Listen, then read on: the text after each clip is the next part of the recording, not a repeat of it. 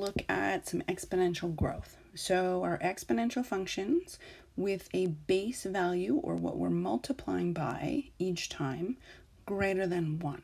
So that we have our initial value that is getting bigger however many times we're going to multiply by that value. So looking at population of small town. In 2006, we had a population of 8,000, and it's increasing 2% per year. So years after 2006, if we're talking about 2006, we're starting with 8,000, no calculation to be done there. 1 year, our calculation, now remember, I just mentioned that we have to be multiplying by something greater than 1. Well, 2% is not greater than 1, 0.02, which means that we have to add that to the initial 100% that we had.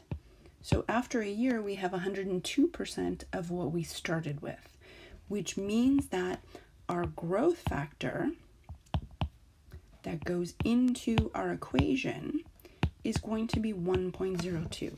That's what we're going to multiply by each time.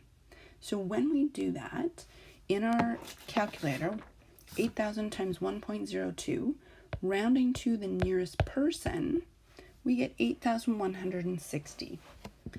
After 2 years, we can either take 8,160, multiply it by 1.02 again.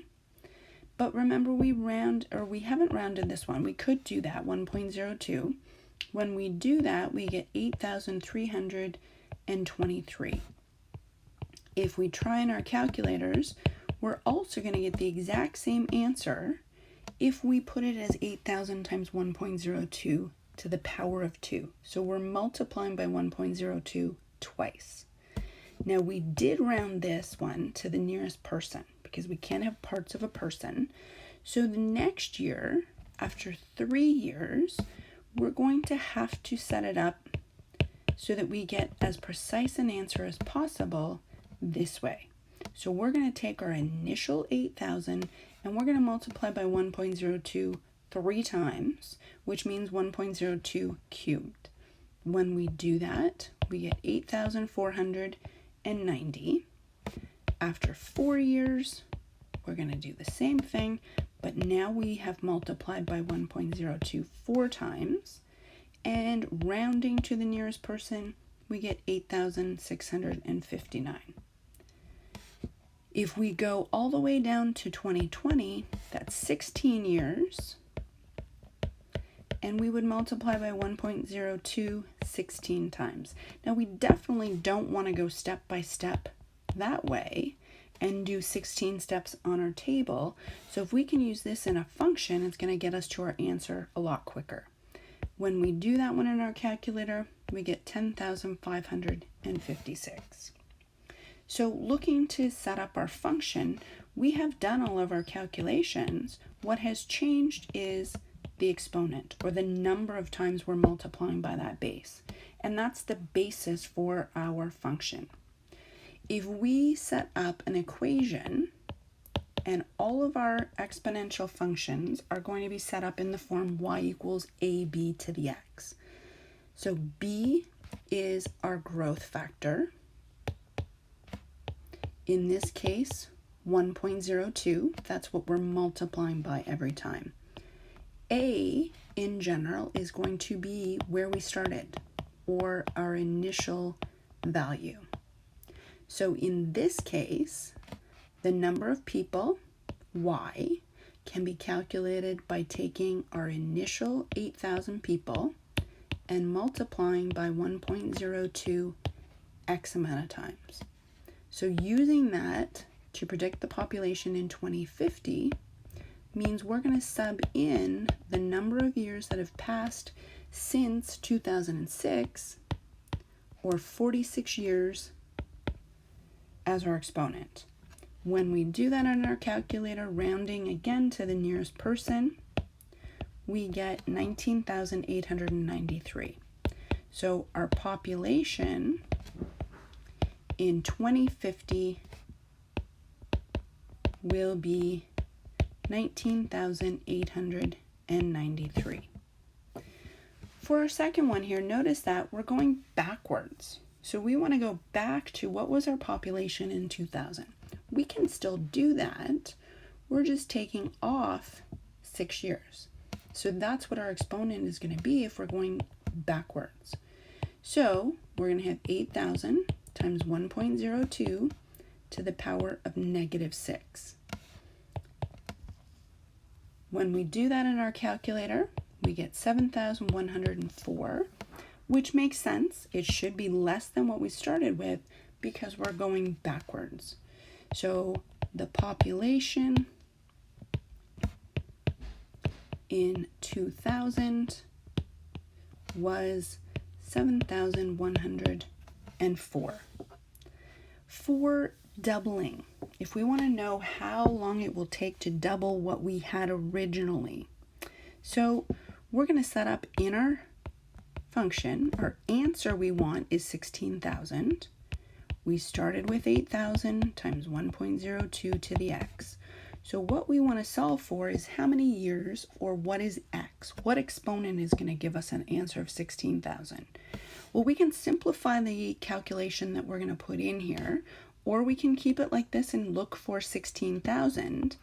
What we can also do is simplify our calculation by dividing each side by 8,000.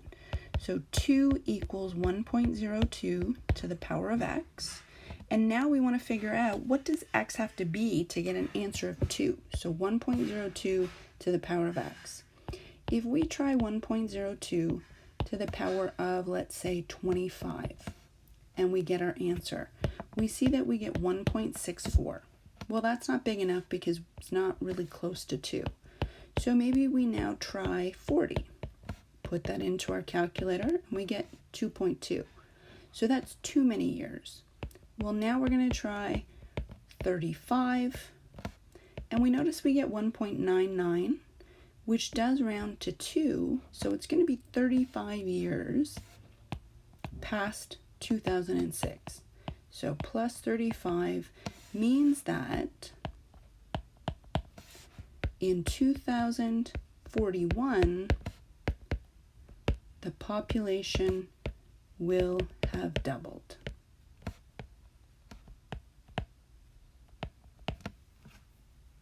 Okay, so we're just using trial and error for this one because we don't know mathematically or algebraically how to do that yet. Example number 2, we have bacteria that doubles every 3 hours. Current population at time 0 is 500 because we haven't had any doubling periods. If we want to think about what the calculation is and function-wise, we're doubling each time, but our exponent is 0, which means nothing has happened yet, and we know that anything to the power of 0 is just equal to 1. So 500 times 1 just gives us our initial population. After 3 hours, it's doubled once, which gives us 1,000. After 6 hours, it's doubled twice, doubling our previous one. We get 2,000. 9 hours is 3 time periods because it only happens every 3 hours, which gives us 4,000. And after 12 hours, we have 4 time periods, doubling our previous amount. And each time we can set up that calculation by just increasing what or how many times we have doubled. So we can set it up with all of these. Now, for any time, what we did is divide by 3 each time here. So we can take any time and divide it by 3 as our exponent. And that's what we're going to do to get our equation.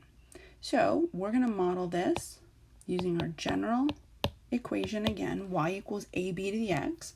Y is our answer, which we're going to use as p this time. So population of bacteria, our initial value was 500. We multiplied by 2 or doubled it. And remember we talked about that t divided by 3, we can sub any number of hours in. And that's exactly what we're going to do down here.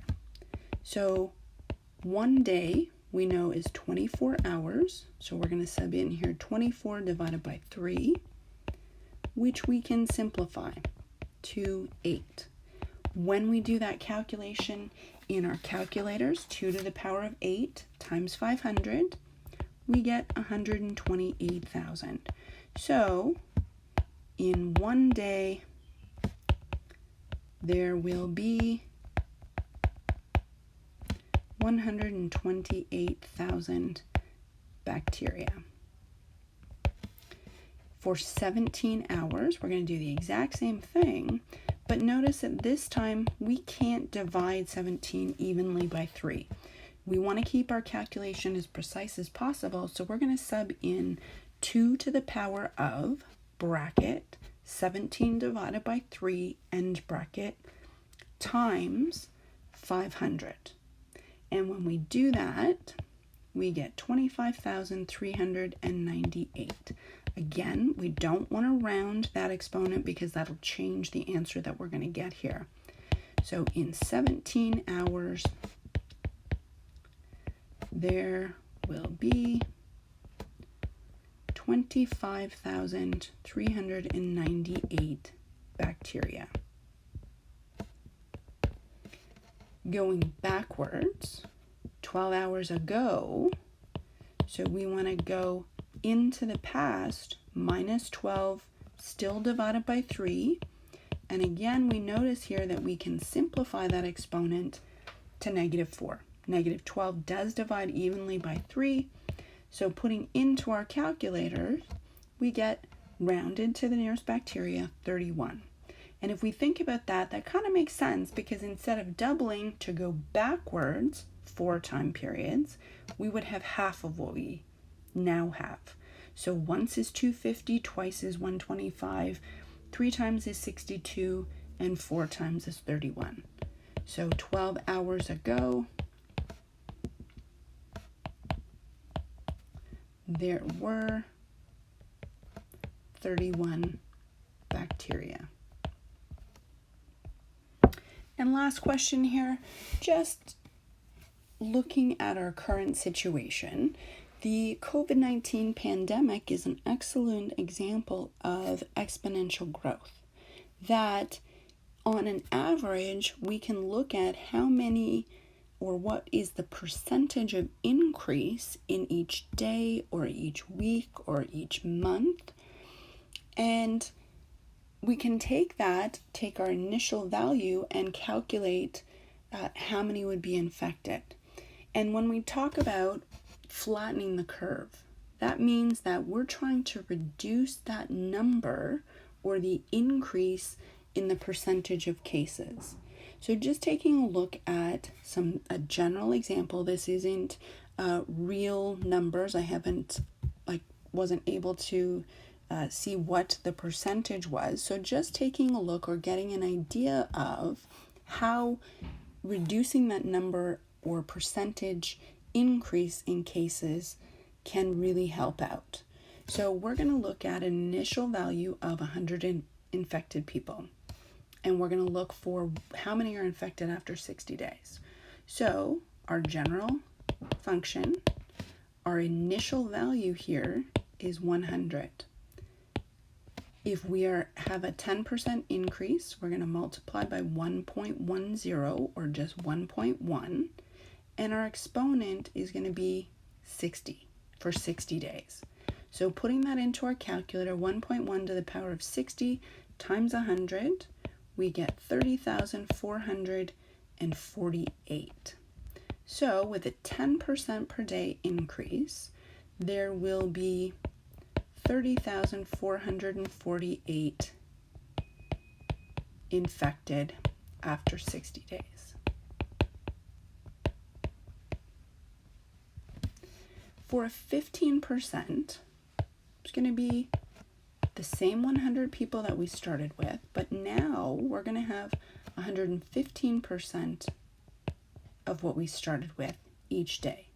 if we put that into our calculators, we get 438,400.